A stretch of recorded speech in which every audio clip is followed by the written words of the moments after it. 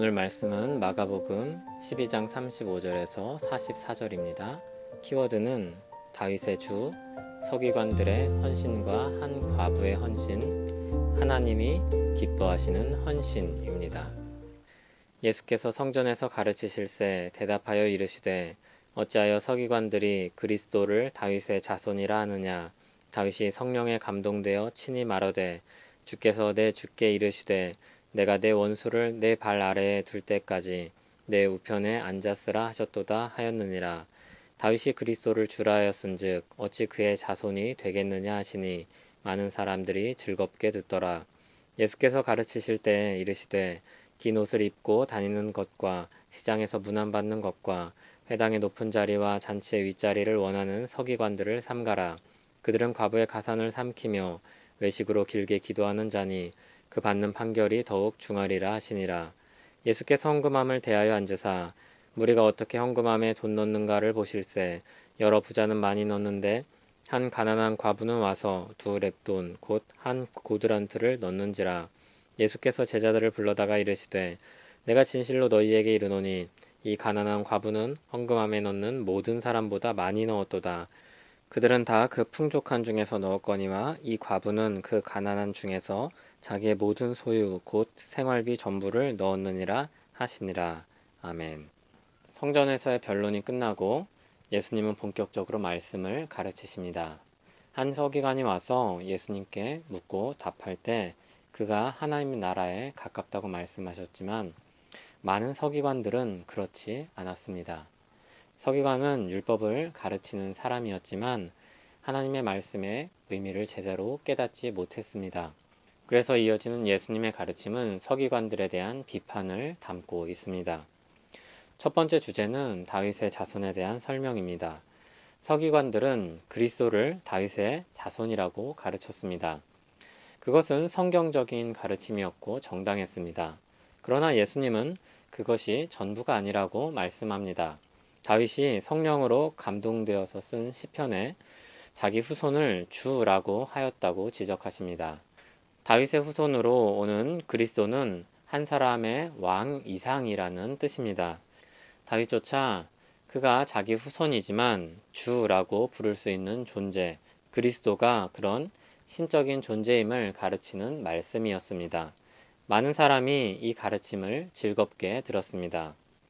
이것은 말씀에 대한 탁월하고 권위 있는 해석이기 때문이었고 또한 서기관들의 평소 행실에 대한 반향이기도 했습니다.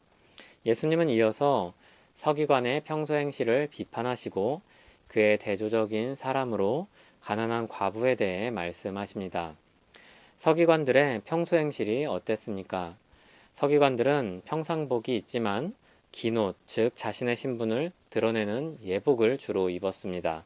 그렇게 다니면서 그 신분으로 인해서 시장에서는 인사를 받고 회당에서 높은 자리에 앉고 잔치에서 윗자리에 앉기를 즐거워했습니다. 또한 그들은 과부들의 재산을 대신 관리하였는데 많은 서기관들이 그들의 재산을 삼켰습니다. 그러나 겉으로는 길게 기도하면서 자신의 더러운 모습을 감추고 경건한 채 했습니다. 그들이 받는 판결은 더욱 중할 것입니다. 서기관들의 긴 옷과 긴 기도는 그 속에 있는 어두운 모습을 감추는 가면이었습니다. 이것은 저와 같은 사람들이 경계해야 할 모습입니다. 물론 요즘엔 목사나 직분을 맡은 사람들이 이전과 같이 인정을 받거나 대접을 받지 않는 경우가 많습니다. 가르치고 수고하는 사람들을 향한 인정이나 존경은 마땅합니다. 그러나 그럴수록 그것을 받는 사람들은 더욱 자신을 살피고 더 잘 지도자로서 일하기 위해 힘써야 합니다.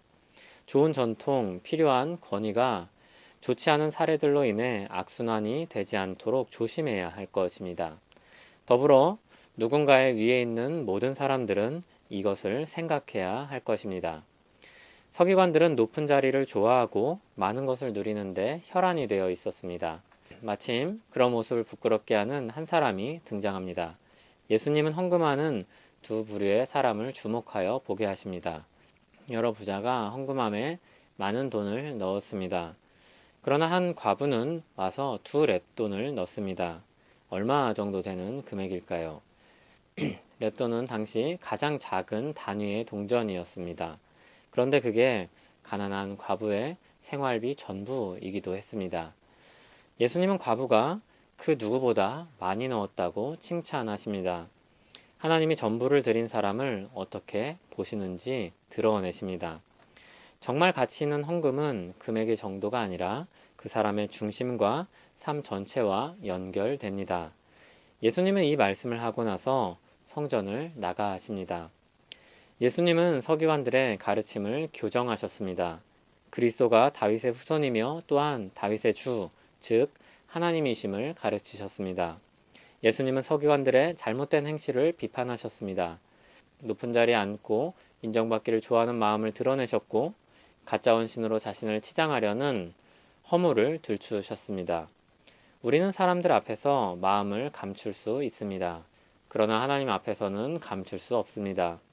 예수님의 제자들은 이와 같은 가르침을 들을 때 그리고 나중에 기억할 때 참된 헌신, 참된 제자도가 무엇인지 되물었을 것입니다. 마가복음을 기록한 마가 요한도 그랬을 것입니다. 그는 실패가 무엇인지 잘 아는 사람이었습니다. 호기와 열정만으로 예수님을 쫓을 수 없음을 잘 알았습니다. 마가는 자신의 실패와 헌신을 생각하며 이 복음서를 기록했을 것입니다. 우리는 마가를 통해 듣는 복음을 읽으면서 자연스럽게 그와 같은 눈이 열리게 됩니다. 하나님 앞에서 참된 헌신이 무엇인지 생각하게 됩니다. 정말로 예수님을 따른다는 것, 예수님의 제자가 된다는 것, 예수님을 닮아간다는 것, 그것에 대한 표현이 무엇이든지 그것을 돌아보게 합니다. 망대를 세우고자 하는 자는 비용을 계산해야 할 것입니다. 그러나 이 계산은 사람들 앞에서 하는 계산이 아닙니다. 위장하고 가릴 수 있는 것이 아닙니다. 그리고 중심을 아시는 하나님은 대단하지 않은 헌신일지라도 그 사람이 전력을 다해드린 것을 기쁘게 받으십니다. 그가 전부를 넣었다는 사실을 아시기 때문입니다. 어떤 사람에겐 쉬운 일이 어떤 사람에겐 불가능한 일일 수 있습니다. 어떤 사람에겐 어려운 일이 어떤 사람에겐 쉬울 수 있습니다. 하나님은 각 사람을 다 아십니다. 그러므로 하나님을 기대하고 바라며 내가 지금 할 수 있는 헌신을 드리는 우리 되길 바랍니다. 기도하겠습니다. 하나님 아버지, 자신들이 각각 어떤 특징과 능력을 가지고 있는지 잘 아시지요. 우리가 무엇을 어려워하고 어떤 상황에서 살아가는지 주님은 다 아시는 줄 믿습니다. 주 앞에서 살아가는 이 미약한 존재를 붙들어 주시고 주의 은혜로 채워주시길 간절히 기도합니다. 또한 우리 두 렙돈의 헌신을 받아주시고 사용하실 줄 믿습니다. 예수님 이름으로 기도합니다. 아멘.